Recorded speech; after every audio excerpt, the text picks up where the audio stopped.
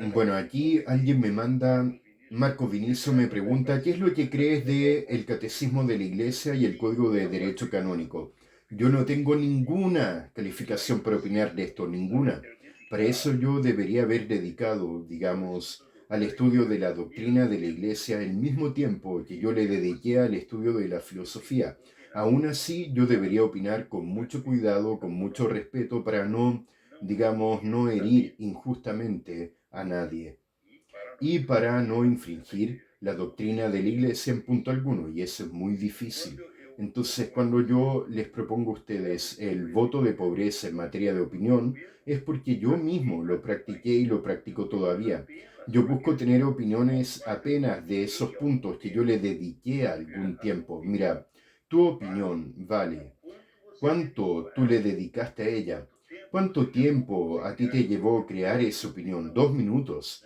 Entonces, bueno, tú tomas eso y lo divides por, digamos, veamos si hago una cuenta razonable. Lo divides por 100. El tiempo de audición que una opinión merece es un centésimo del tiempo que a ti te llevó producirla. Imagínense, por ejemplo, tomen una teoría cualquiera sobre cualquier cosa, la teoría de la relatividad. ¿Cuánto tiempo le llevó a Einstein elaborarla? 30 años, más o menos. Quiere decir, desde las primeras intuiciones que él tuvo hasta que él llegó a la tal teoría general de la relatividad. 30 años. Bueno, tú no te quedarás 30 años estudiando la teoría de Einstein. ¿Conoces algún físico que en la universidad tuvo un curso de 30 años de la teoría de la relatividad? Ninguno lo tuvo. Como máximo un curso de 2 años. Entonces, ¿cuál es el nivel de atención que merecen tus opiniones? Bueno, merece un poco de la atención que tú mismo le diste.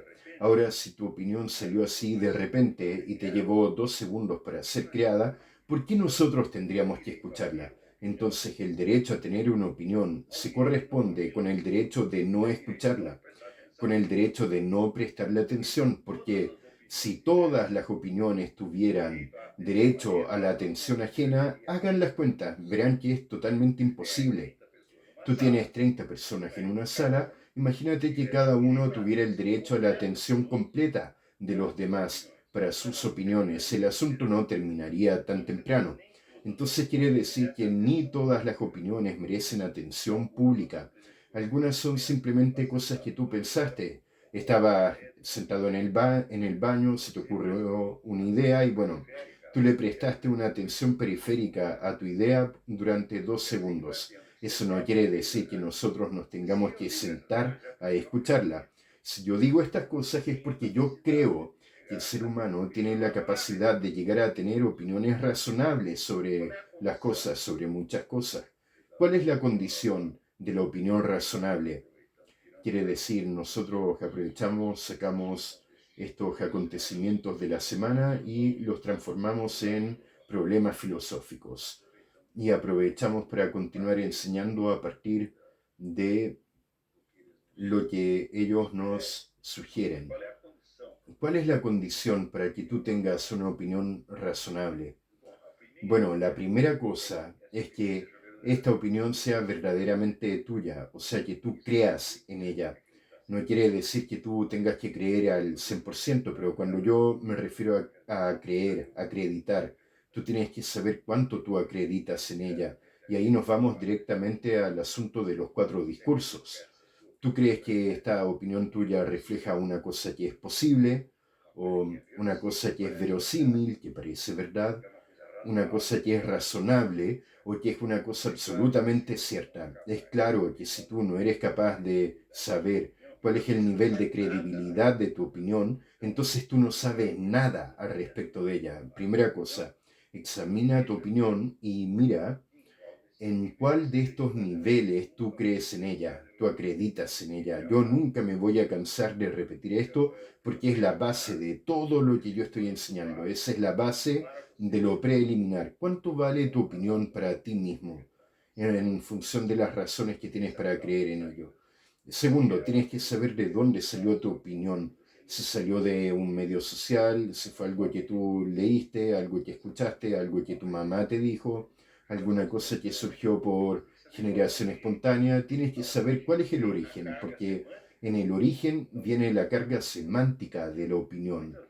Muchas veces nosotros llegamos a conclusiones mediante una ruta cerebral que es de una complejidad enorme y es muy difícil que tú sepas el origen de ello, pero tan pronto tú consigues una expresión más o menos acabada, sobre todo si consigues montar una frase o un esquema, tú tienes la impresión de que esa opinión adquirió una cierta autonomía en relación a su propio origen y que tú puedes discutirla a partir de esta forma más o menos final que tú le diste, pero eso está completamente equivocado porque cualquiera sea la forma final, la opinión continúa cargando la carga semántica que tenía en su origen. O sea, cuando tú la emites, tú estás íntimamente asociando esta opinión a imágenes, a experiencias, a sentimientos que tú tuviste en la ruta de la formación de aquello. Digamos, la tercera condición es que tú tengas conciencia del problema al cual tú estás respondiendo. Quiere decir, tu opinión es una respuesta a qué.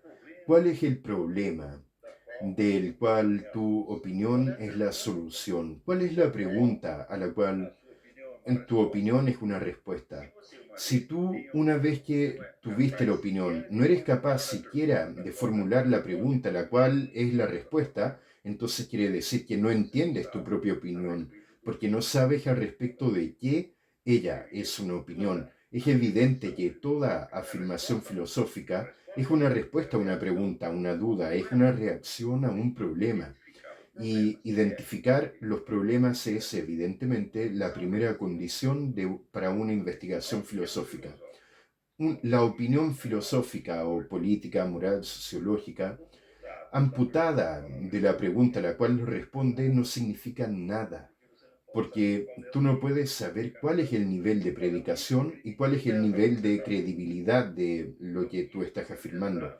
Entonces esto es lo que yo estoy intentando desarrollar con ustedes desde el inicio, mostrar cuáles son los problemas, cuáles son las dificultades y cómo nos podemos encaminar a una investigación seria al respecto.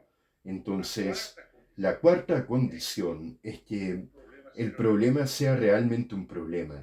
O sea, ni toda pregunta, ni toda inquietud que tú tengas se corresponde a un problema filosófico sustantivo.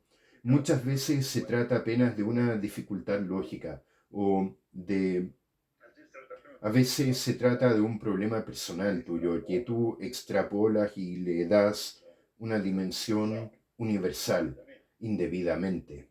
Entonces el problema tiene que ser probado antes de cualquier tentativa de solución. Es preciso que tengas certeza de que el problema emana de la realidad de la experiencia y que tiene una sustantividad factual y no solamente una formulación lógica bonita.